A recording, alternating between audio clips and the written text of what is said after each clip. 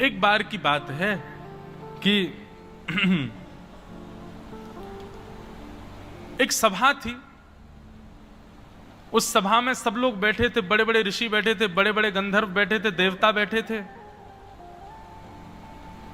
आदि ब्रह्मा भी बैठे थे, एवं साक्षात भव यानी कि शिव भी बैठे थे। तभी उस सभा में प्रजापति दक्ष का आगमन हुआ और दक्ष को आता देख सब लोग अपने स्थान से खड़े हो गए और सबने खड़े होकर के दक्ष प्रजापति को वंदन किया, उनका स्वागत सत्कार किया। परंतु दो लोग खड़े नहीं हुए। पहले तो ब्रह्मा जी क्यों खड़े नहीं हुए? बोले कि अब ये तो आदि ब्रह्म है, आदि कवि हैं, ये ना भी खड़े हो चलेगा, आदि पुरुष हैं। और दूसरे जो खड़े नहीं हुए वो है महादेव। महादेव भी खड़े नहीं हुए, अवधूत हैं, अपने भाव में थे। वो किसी को मान चाहते नहीं तो मान देना भी नहीं जानते। मान देता भी वही है जिसको मान की इच्छा बहुत होती है। पर अवधूत वृत्ति से रहने वाले जैसे हमारे दत्त भगवान हैं, श्री महादेव हैं, इनको ज्यादा मान की इच्छा भी नहीं होती। इसलिए महादेव के मंदिर आप कहीं भी देख लोगे, उन पर कितने दिनों तक जल ना चढ़े तो भी चलेगा। महादेव कोई रुष्ट नहीं होते, कभी प्रसन्न मुद्रा में रहते हैं।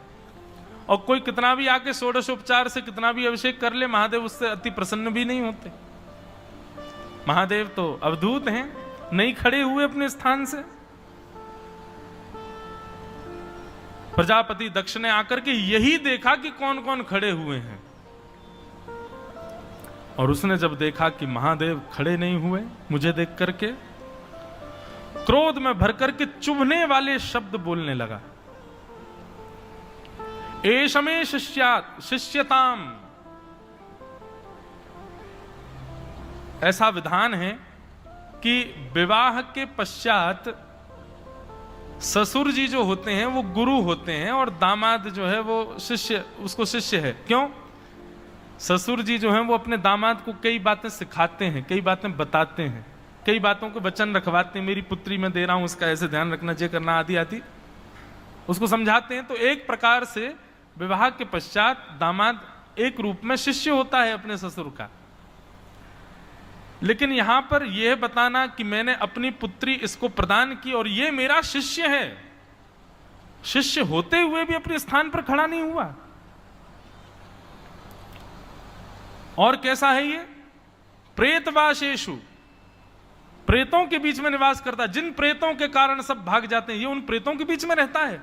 प्रेतवासेषु, राम राम राम राम राम, मुझे देख करके खड़ा नहीं हुआ। खुद का स्वरूप तो देखो कैसा है। चिता भस्म कृत स्नान, जिस चिता के दर्शन मात्र से हम लोग पुनः स्नान करते हैं, ये उस चिता की भस्म को लेप करके रहता, उसी से स्नान करके आता है। महादेव चुपचाप बैठे, मौन अवस्था। बंधु, एक बात मैं कथा में कहा करता हूं, लोग भगवान शिव को नीलकंठ कहते हैं। क्यों? उन्होंने विष को कंठ में धारण किया है। परंतु सत्य पूछे ना, आज भी लोग नीलकंठ बन सकते हैं, पर नीलकंठ बनना नहीं जानते। नीलकंठ बनने का मतलब विष कंठ में धारण करना, उसको ना निगलना ना उगलना, मध्य में रखना। आज के युग में विष है अपमान, आज के युग में विष है अपयश, आज के युग में विष है आपके प्रति किसी के चित्त में द्वेष भाव, आपके प्रति ईर्ष्या भाव, द्वेष भाव, आपका अपमान भाव, ये सब विष हैं। जो इस विष को लेकर के अपने कंठ में स्थित कर ले, मतलब ना तो ग्रहण करके अपने चित्त को विचलित करे और ना उस विष को उगल करके किसी अन्य को बुरा भला कहे, कंठ में स्थित कर ले, सहन कर ले, उसको सह ले, वही महादेव है। बाकी सब तो देव हैं, वो देवादिदेव हैं, वो देवों के भी देव हैं। क्यों? अपमान रूपी विष को अपने कंठ में स्थित रखते हैं। मैं तो कई बातें कह नहीं रहा हूं, यहां पर क्या क्या कहा है। मेरी मृग नैनी जैसी पुत्री और मैंने इसको दे दी जिसको पहनने का सबूर नहीं है, जिसको बैठने का। अरे मैं तो नारद जी की बात में आ गया था, उन्होंने आकर के मुझसे कह दिया कि अपनी पुत्री का विवाह कर दो। मैंने अपनी पुत्री का विवाह कर दिया इससे। ना पहनने का ढंग, ना चलने का ढंग, ना रहने के लिए कोई स्थान इसके पास, बस ऐसे ही घूमता रहता है। इतना अपमान किया महादेव का, और महादेव शांत मुद्रा में बैठे हैं, श्रवण कर रहे हैं, क्योंकि मान की इच्छा नहीं है। अपमान का बोध उसी को होता है जिसको मान की बहुत इच्छा होती है। सह रहे हैं, और यहीं तक सीमित नहीं रहा। तुरंत जब देखा कि महादेव कोई प्रत्युत्तर नहीं दे रहे हैं, श्राप दे दिया। और श्राप क्या देता है कि अयम तू देव यज्ञ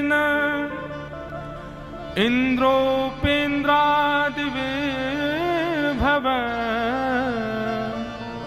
सहभागम न लभताम देवैर्देवगणाधमः। मैं श्राप देता हूं। क्या श्राप देता हूं? जिस प्रकार यज्ञ में सब देवताओं को भाग प्राप्त होता है, उस देव भाग में भव को यानी कि शिव को भाग नहीं मिला करेगा। शिव को भाग नहीं दिया जाया करेगा। सबको भाग प्राप्त होगा, इंद्र को भी होगा, उपेंद्र कहते हैं भगवान नारायण को, सबको भाग मिलेगा, लेकिन इनका भाग नहीं दिया जाया करेगा, इनका भाग नहीं रखा जाया करेगा। मतलब अब देखो यहां पर एक भाव मन में हमारे गुरुदेव बताते हैं कि महादेव को जब ये श्राप लगा, जब ये श्राप दिया दक्ष ने कि तुमको यज्ञ में कोई स्थान नहीं दिया जाएगा, भाग नहीं दिया जाया करेगा, तुम भाग्य से उपेक्षित हो जाओगे, तब महादेव से किसी ने कह दिया कि महादेव इससे बड़ा और क्या अपमान होगा कि आपके ही ससुर जी आपसे कह रहे हैं कि जो देवताओं का भाग है उसमें आपको भाग नहीं मिलेगा। तो महादेव प्रसन्न मुद्रा में होकर के कहते हैं, बहुत सुंदर बात, महादेव कहते हैं, बोले घर पर आए हुए अतिथियों को एक स्थान पर बैठा करके भोजन पवाया जाता है, पर जो विशिष्ट अतिथि होता है उसको वहां नहीं बैठाया जाता जहां सामान्य अतिथि बैठे हों, उसको विशिष्ट स्थान पर ले जाकर के वहां प्रसाद पवाया जाता है। ये हमारे ससुर जी ने हमको देवताओं के भाग में भाग ना मिलने का श्राप नहीं दिया है, हमको विशिष्ट भाग मिलेगा। इसीलिए आज भी ऐसा नियम है, सब गुरुजन यहां बैठे हैं, महादेव के भाग का अलग से यज्ञ होता है, उनका यज्ञ ही स्वच्छंद केवल उन्हीं के भाग के लिए होता है, उसमें फिर अन्य देवताओं को भाग नहीं दिया जाता, केवल महादेव का है। जिस प्रकार कोई बहुत श्रेष्ठ हो उसको एक स्पेशल आप उसको बैठा करके भाग देते हैं, ऐसा महादेव ने स्वीकार किया। देखो सामने वाला वस्तु कुछ भी दे, आप उसको प्रसाद समझ के स्वीकार करो, चाहे वो आपका अपमान ही क्यों ना हो। ये महादेव से सीखो, महादेव से सीखो।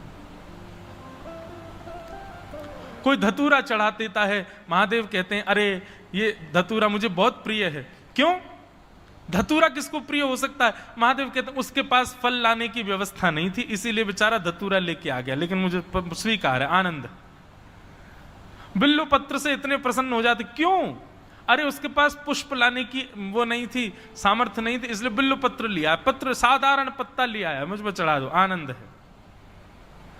सामान्य सा टोंटी से जल भर के चढ़ा दो, महादेव प्रसन्न हो जाते हैं। क्यों? अरे बेचारे के पास सुंदर नदियों से जल लाने का अवसर नहीं था, उसने जब जैसे ही जल चढ़ाया ना, मेरे सिर का स्पर्श करते ही वो गंगा ही हो गया, सिर पे गंगा विराज रही है, मैंने उससे स्नान करके अपने आप को, मतलब आप जो प्रदान करो महादेव सबको स्वीकार कर लेते हैं। किसी भाव के प्रति महादेव ऐसा नहीं करते कि उपेक्षित है महादेव। इसीलिए हमारे ठाकुर जी को बहुत प्रिय हैं, श्रीमन नारायण भगवान को, हमारे बालकृष्ण प्रभु को महादेव बहुत ज्यादा प्रिय हैं, सबसे प्रिय ठाकुर हैं। मैं तो ऐसा कहता हूं कि महादेव की उपासना का फल क्या है पता है? महादेव को भजते भजते भजते भजते भजते भजते महादेव की उपासना का फल यह मिलेगा कि आपको वृंदावन प्रिय लगने लग जाएगा। महादेव की उपासना का फल है वृंदावन की प्राप्ति। और ये मैं ऐसे ही नहीं बोल रहा हूं, इसके पीछे प्रमाण है, पूरी कथा सुना सकता हूं। कई लोग आकर के कहते हैं हम महादेव के उपासक हैं, लेकिन हमारे मन में अब श्री किशोरी जी का चिंतन होता है। अरे ये महादेव की सेवा का फल ही है वृंदावन की उपासना, कोई अलग नहीं है। निश्चित ही जो वृंदावन को भज रहे हैं, देख लीजिए उठा के अपने पूर्वजों को, कोई तो ऐसा रहा होगा कुल खानदान में जिसने एक सोमवार भी महादेव को बिना जल चढ़ाए नहीं छोड़ा। उसी का फल हमको मिला कि हमको वृंदावन प्रिय लग रहा है, हमको ठाकुर जी प्रिय लग रहे हैं। तो महादेव कैसे हैं? सब स्वीकार करते हैं। मुझे भाग नहीं मिलेगा, इसको अपमान के रूप में महादेव ने स्वीकार नहीं किया। मैं विशिष्ट हूं, इसलिए दक्ष प्रजापति ने मुझे सामान्य देवताओं के भाग से अलग कर दिया कि आपको विशिष्ट भाग मिलेगा, ऐसा स्वीकार कर रहे हैं। नारद आदि देवता प्रणाम करें, बोले जय हो महादेव, अद्भुत हो आप, हर बात को प्रेम से स्वीकार करते हो, ऐसे महादेव।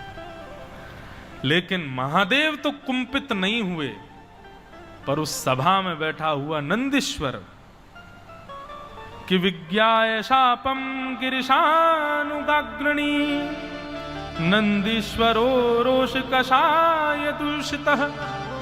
नंदी को क्रोध आ गया, और जैसे ही नंदी को क्रोध आया, नंदी ने श्राप दिया है, स्त्री काम सो सत्वतिवरा वस्तमुखौ चिरातम। अरे कामी, क्रोधी आदि आदि जो भी उसके पास शब्द थे कहे, और कहे मैं श्राप देता हूं, तुम मानव कहलाने लायक नहीं हो। मैं रहते हो सदा, मैं ऐसा मैं वैसा, मेरे लिए खड़े नहीं हुए, मैं आया सब खड़े हुए, ये खड़ा नहीं हुआ, मैं बार बार तुमको मैं करने की बहुत आदत है ना, अहम में रहते हो, जाओ तुमको बकरे का सिर हो। नंदीश्वर ने श्राप दिया।